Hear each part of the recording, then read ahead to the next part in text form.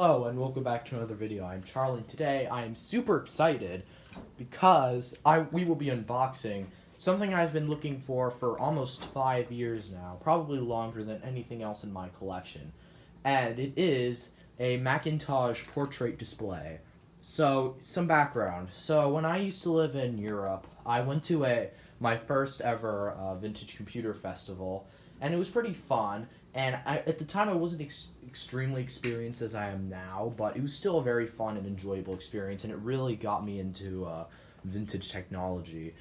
So anyway, so at the consignment booths, one of the things that was for sale was a Macintosh 2SI with a portrait display.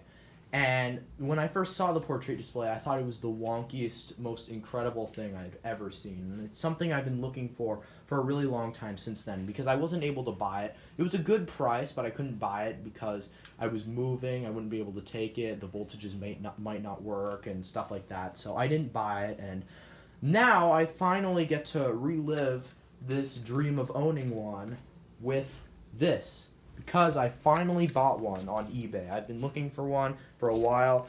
So many listings have gone by, and this is the first time I've ever actually found the right one. So yeah, so so it advertises it as is, but it seemed to turn on normally, so I bought it, and it was a good price. I was the only bidder. There was another bid, but the guy retracted it, so that's a good sign. So anyway, let's actually open this thing up. So first problem is that the packaging looks kind of atrocious.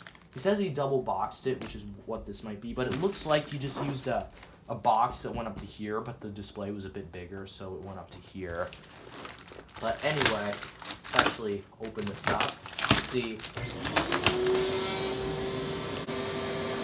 This is why I hate central vacuuming. Anyway, moving on. So, yeah, so we got the tape off. So, this is, and if you're wondering, this is shipped by FedEx. And, and I'm kind of worried because the packing seems pretty bad. And it's being shipped by the worst shipping company ever because they keep breaking all my things. So I've decided that if this thing's broken, I'm going to start a Destroyed by FedEx museum. And it's just going to be a museum of all the things that FedEx has destroyed. So, yeah. Anyway, let's continue.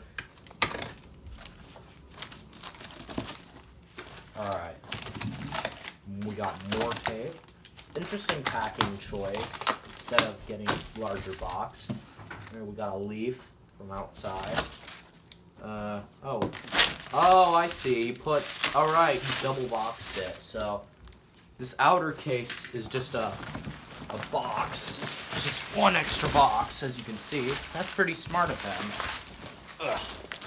So now the packing seems better, so I know what he decided to do.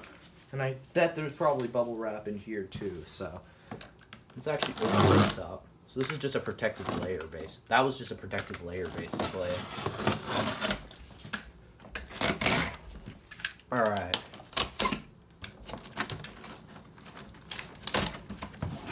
Alrighty, let's see what we got. Here it is. Okay, first looks. Alright, first impressions. Quite small. Or maybe big. I don't know, we'll have to see. And also, I noticed that there isn't bubble wrap here.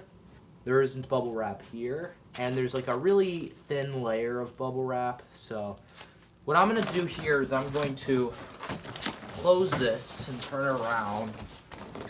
And then pull it out like this. So,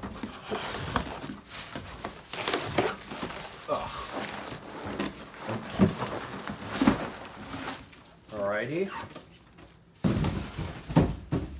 I don't think it broke, but let's continue. Well, actually, no, let me put this on the table now, because it's not really that bulky anymore. So we'll put it up here. Just so we can get a better look.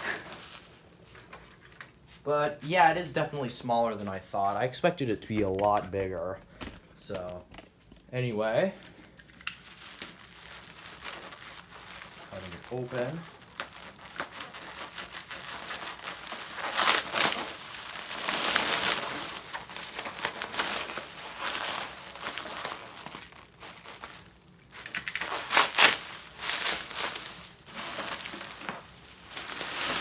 And here it is in all of its glory. So, taking a look at it with its first impressions, the condition is pretty bad. There's lots of residue on the top, which wasn't shown in the pictures. There was only a front picture and a back picture, but I was super desperate for one of these, so I just got it anyway. Alright, moving around, we have this crack here. This was in the listing already, and it doesn't bother me. It's very minimal, but it seems to have gotten a bit bigger. So that's the only real damage, but I was already expecting this, so it's not exactly shipping damage. Moving to the side, you have brightness and contrast knobs. Brightness knobs seem to be all the way down, so who knows, but contrast knob as well seem to be fine. Moving to the back looks pretty good. Can't really see it, but this is the back. So on the back we have Apple's desktop bus ports. We got this weird 13W3 display port.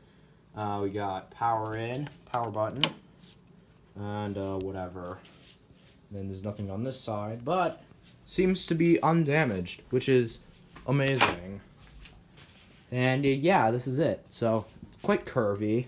There's a nice curve on the front, and it is also a lot smaller than I thought. As I said before, it's pretty heavy though. So anyway, now that we have it out, without further ado, let's actually see if this thing works, or see what happens. So let's do that.